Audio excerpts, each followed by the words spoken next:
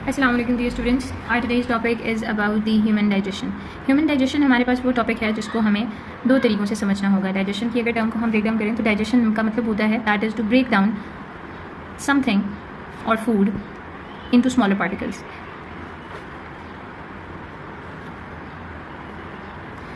Digestion के term को अगर मैं मज़ीद ब्रेक डाउन करूँ तो इसके दो टाइप्स होते हैं। One is the physical digestion और उसको मैकेनिकल डाइजेशन भी कहा जाता है। The other one is the chemical digestion.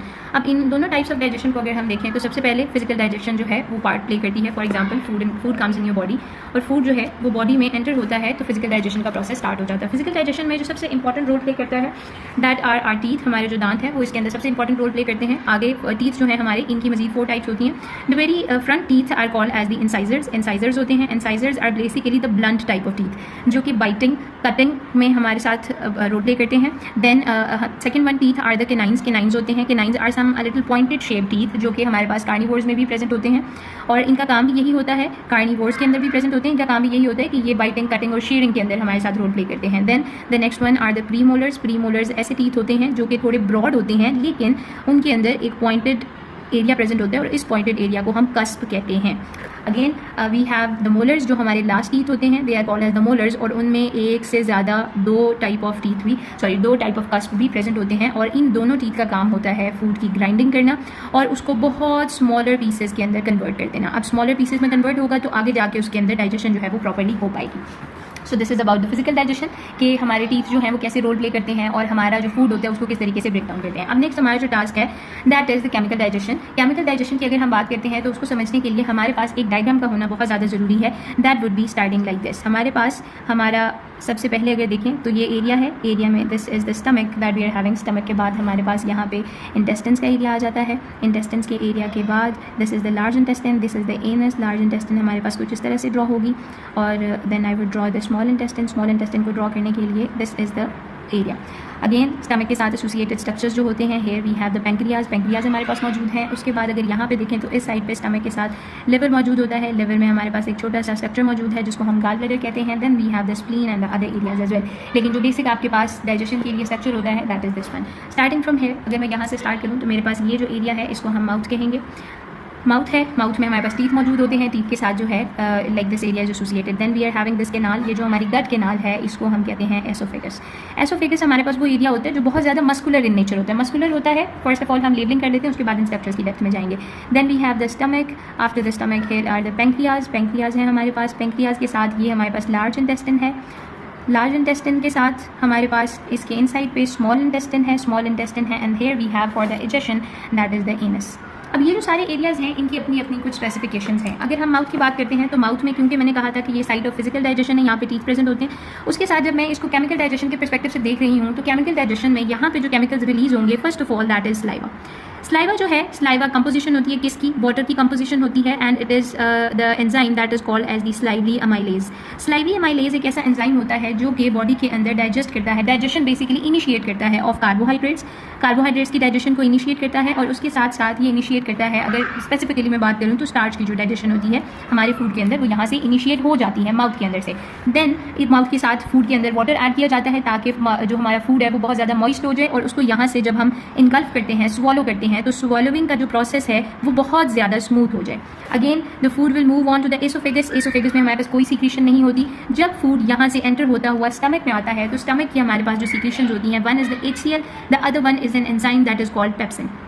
इनका जो एक्सप्लेनेशन है उसके लिए हमें थोड़ी सी डेप्थ देखनी पड़ेगी। डेप्थ के लिए अगर मैं बात करूँ तो हमारे पास स्टमक है। स्टमक में जो एंजाइम्स या फिर सीक्रेशंस हो रही हैं, one is the hydrochloric acid, the other one is the pepsin. अब पेप्सिन की अगर बात की जाए तो पेप्सिन एक ऐसा एंजाइम है जो कि ज़्यादातर इनिशिएट करता है प्रोटीन डाइजेशन को और वो स्टमक के अंदर रिलीज भी होता है। तो इसके लिए एक स्पेसिफिक एनवायरनमेंट जो है वो क्रिएट किया जाता है क्योंकि ये एंजाइम बेस्ट वर्किंग देता है एसिडिक एनवायरनमेंट के अंदर। तो यहाँ पे एसिड का रिलीज इसीलिए किया जाता है ताकि इस एंजाइम को इसकी इनएक्टिव फॉर्म जो कि थी पेप्सिनोजन पेप्सिनोजेन से कन्वर्ट कर दिया जाए पेप्सिन में और फिर प्रोटीन डाइजेशन जो है वो स्टार्ट कर दी जाए। तो एसिडिक पीएच के अंदर ये वर्क करता है। एसिड एक तो इसके लिए एनवायरनमेंट को सेट करता है, दूसरा ये है कि किलिंग ऑफ बैक्टीरिया के अंदर भी एसिड बहुत ज़्यादा रोल प्ले करता है कि अगर हमारी फूड के अंदर कोई इस तरह का मटीरियल आ गया है जो फूड के साथ हमारी बॉडी को नुकसान पहुँचा सकता है तो एसिड उसको भी किल कर देता है। तो basically this is the structure of the stomach, composition of the things, ये स्टमक में किस तरह की चीज़ें रिलीज होती हैं। अगर हम इनको ब्रॉडर सेंस में देखें तो इन सब चीज़ों को हम गैस्ट्रिक जूसेस के नाम से भी जानते हैं।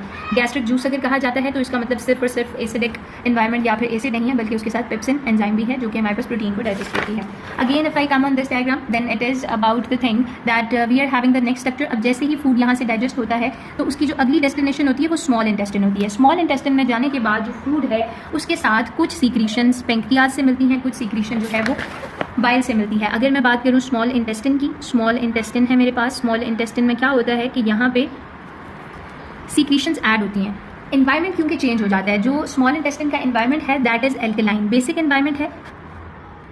एनवायरनमेंट है ये, और इसके अंदर जो पीएच होती है दैट इज अबाउट 8 to 9 जो कि अल्कलाइन पीएच होती है। अल्कलाइन जब हमारा फूड स्टमक से यहाँ पे आ रहा है तो फूड की पीएच तो एसिडिक थी। अब यहाँ पे जो एंजाइम है वो उसके ऊपर वर्क तब तक नहीं करेगा जब तक हम उस फूड की पीएच को अल्कलाइन नहीं बनाएंगे। तो यहाँ पे वर्क करता है बाइल जो कि फैट के ऊपर भी काम करता है, लिपिड्स की ब्रेक डाउन करता है। उसके अलावा यहाँ पे हमारे पास कुछ पैंक्रियाटिक सॉल्ट्स होते हैं जो कि रिलीज किए जाते हैं या फिर मिक्स होते हैं फूड कंटेंट के साथ जो कि आ रहा है कहाँ से, स्टमक से। अब ये जो फूड है जब इंटेस्टाइन में आएगा इन दोनों चीज़ों के मिक्सचर के साथ इसका जो कंटेंट है वो अल्कलाइन हो जाएगा और जो एंजाइम्स यहाँ पे रिलीज हो रहे हैं नेमली दैट इज ट्रिप्सिन, वो मजीद उसको डाइजेस्ट करके फाइनली डाइजेस्ट कर देगा और फाइन डाइजेशन के साथ वो कंप्लीटली स्मॉलर पार्टिकल्स के अंदर डिवाइड हो गया।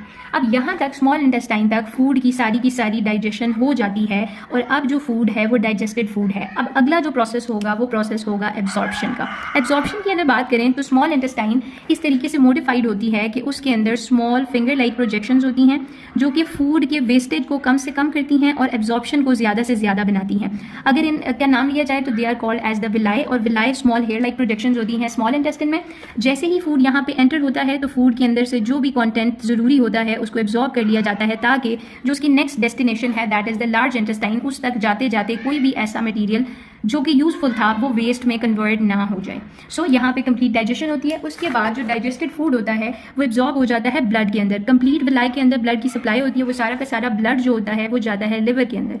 अब यहाँ से लिवर क्योंकि एसोसिएटेड ऑर्गन हमने यहाँ पे ड्रॉ किया था तो ये जो एसोसिएटेड ऑर्गन है ये कैसे वर्क करता है, एक काम तो उसने क्या कर लिया कि उसने बाइल को रिलीज किया और फैट की डाइजेशन होगी, अल्कलाइन हो गया environment. Other thing now the liver has to do is that कि लिवर क्या करेगा कि बॉडी के अंदर जो भी फूड कंटेंट आया है अब वो फूड जो है, जो ब्लड बेसिकली फूड को लेके आया है, वो ब्लड का शुगर लेवल बहुत ज़्यादा हाई होता है। यहाँ पे हार्मोनल एक्टिविटी स्टार्ट होगी और वो जो शुगर लेवल है उसको बैलेंस किया जाएगा। लिवर के अंदर ब्लड का शुगर लेवल हाई डिटेक्ट हुआ। अब यहाँ पे एक और ऑर्गन जो है वो काम करता है that is the pancreas. Pancreas क्या करते हैं, एक बहुत ही फेमस हार्मोन को रिलीज करते हैं जिसके बारे में हम सब लोग जानते हैं। इंसुलिन उस हार्मोन का नाम होता है। ये इंसुलिन जब बॉडी के अंदर रिलीज होता है तो ये क्या करता है कि ब्लड शुगर लेवल को कंट्रोल कर लेता है। अब ब्लड शुगर लेवल को ये कंट्रोल कैसे करता है, जो एक्सेस ग्लूकोज था, ये शुगर था, वो जाता कहाँ है, होता कुछ यूँ है कि जो ग्लूकोज हमारी बॉडी के अंदर एक्सेस था, हमें नहीं चाहिए, अभी नहीं चाहिए, उसको हमने लार्ज इंटेस्टाइन में तो भेजना नहीं है, तो अब उसका क्या करें, उसका ये किया जाता है कि उस ग्लूकोज को इनएक्टिव या फिर इनसॉल्युबल फॉर्म के अंदर, जो कि वाटर के अंदर सॉल्युबल नहीं होती, उसके अंदर कन्वर्ट किया जाता है। That is called as the glycogen. Glycogen is also called as the animal starch. अब इंसुलिन ने क्या काम किया कि इंसुलिन ने ब्लड शुगर लेवल को कम किया। कैसे, उसने ग्लूकोज को ग्लाइकोजन में कन्वर्ट कर दिया। अच्छा, अब यहाँ पे ये होता है कि अगर हमारी बॉडी को, जैसे अब ये स्टोर हो गया हमारी बॉडी के अंदर, ये कहीं वेस्ट नहीं हुआ, ये हमारी बॉडी के अंदर क्या हो गया, स्टोर हो गया। हमारी बॉडी के अंदर स्टोर होने के बाद अब ये जो ग्लाइकोजन है इसका काम क्या है, ये स्टोर रहेगा जब भी हमारी बॉडी को एनर्जी की जरूरत है। हमारी बॉडी को एनर्जी की जरूरत है, अब क्या होगा, ये जो ग्लाइकोजन है इसको दोबारा से ग्लूकोज में कन्वर्ट करना पड़ेगा, क्योंकि ग्लूकोज तो इंस्टेंट सोर्स ऑफ एनर्जी है ना हमारी बॉडी का। अब यहाँ पे एक और हार्मोन पेंक्रियाज रिलीज करता है जो कि ब्लड शुगर को अगेन नॉर्मलाइज करता है, और उस हार्मोन का नाम होता है ग्लूकागॉन। ये जो हार्मोन है ये क्या करेगा कि ये ब्लड शुगर लेवल को बैलेंस कर देगा, ये ब्लड शुगर लेवल को बैलेंस कर देगा और उसको एक नॉर्मल चीज़ के ऊपर ले आएगा। ब्लड शुगर लेवल के साथ आपने अपने माइंड को ऐसे कंफ्यूज नहीं करना कि अगर ब्लड शुगर लेवल मैं कह रही हूँ हाई है, तो इसका मतलब है कि आप ब्लड शुगर लेवल कम हो जाएगा। नो, हमारी बॉडी में एक सेट लेवल होता है जिसके ऊपर इंसुलिन उस शुगर लेवल को लेके आता है, मतलब कि जो एक्सेस ग्लूकोज है उसको ग्लाइकोजन के अंदर कन्वर्ट कर दिया और जितना चाहिए था वो हमारी बॉडी में मौजूद है। और अगर मैं कहती हूँ कि ब्लड शुगर लेवल लो हो गया तो इसका मतलब ये नहीं है कि ब्लड शुगर लेवल को हाई कर दिया, इसका मतलब ये है कि फिर उसको एक सेट पॉइंट तक लेके आया गया और फिर क्या होगा कि ब्लड शुगर लेवल नॉर्मलाइज हो जाएगा। और ये काम हमारे पास करता है ग्लूकागॉन, जो कि ये दोनों हार्मोन्स आपने याद रखने कहाँ से रिलीज होते हैं, पैंक्रियाज से रिलीज होते हैं, और जो पैंक्रियाज होते हैं वो इन दोनों के लिए वर्क करता है। अगेन अब ये सारा काम कहाँ पे हो रहा है, लिवर में हो रहा है। अच्छा, उसके बाद क्या हुआ, अब तो हमने ये बात तो भूल ही गई कि हमारा जो वेस्ट मटेरियल था वो कहाँ जाता है। लार्ज इंटेस्टाइन के अंदर ये होता है कि लार्ज इंटेस्टाइन में फूड मूव करता है, और फूड मूव जब करता है तो अगेन इसके अंदर से कुछ कॉन्टेंट्स को रीअब्जॉर्ब किया जाता है। रीअब्जॉर्ब किया जाता है। हमारी गट के अंदर कुछ बैक्टीरिया होते हैं जो कि ये काम जो है इसके अंदर थोड़ा सा ज़्यादा हमें बेनिफिट देते हैं। वो जो बैक्टीरिया होते हैं लार्ज इंटेस्टाइन के अंदर, they are also associated for producing the vitamin K as well. Vitamin K जो है वो यहाँ पे प्रोड्यूस होता है और वो भी हमारे लिए बहुत ज़्यादा ज़रूरी होता है। तो यहाँ पे भी जो रीअब्जॉर्प्शन है, हमेशा आपने बॉडी के अंदर अगर किसी चीज़ की एब्जॉर्प्शन और रीअब्जॉर्प्शन को देखना है तो वो सिर्फ और सिर्फ ब्लड के अंदर हो रही है, क्योंकि आपकी पूरी की पूरी बॉडी अगर किसी चीज़ के साथ कनेक्टेड है तो वो कनेक्शन हमेशा ब्लड क्रिएट करता है। हमारी बॉडी कहीं पर भी किसी चीज़ के साथ कनेक्टेड नहीं है, ना हमारी कोई इस तरह की एसोसिएशन है अदर दैन ब्लड। ब्लड है या फिर हमारा लिम्फेटिक सिस्टम है, उसको हम किसी और दिन देख लेंगे। यहाँ पे क्या हुआ, जो रीअब्जॉर्प्शन हो गई सारी चीज़ों की, अब हमें पता है कि जितना भी मटेरियल हमारी बॉडी के अंदर बचा है वो मटेरियल वेस्ट है। अब उस वेस्ट को रिलीज करना है आउटसाइड द बॉडी, तो उसकी रिलीज जो है वो हमारी बॉडी के अंदर जब होगी, बॉडी से होगी, तो उस वेस्ट मटेरियल को हम कहते हैं फीसेस। और वो जो फीसेस हैं through the process of excretion हमारी बॉडी में से रिलीज हो जाएंगे एंड अल्टीमेटली यहाँ पे सारा जो हमारा डाइजेशन का प्रोसेस है वो कंप्लीट हो जाता है। If you would have any of the question you can ask and you can also give me the feedback how it all went. Thank you.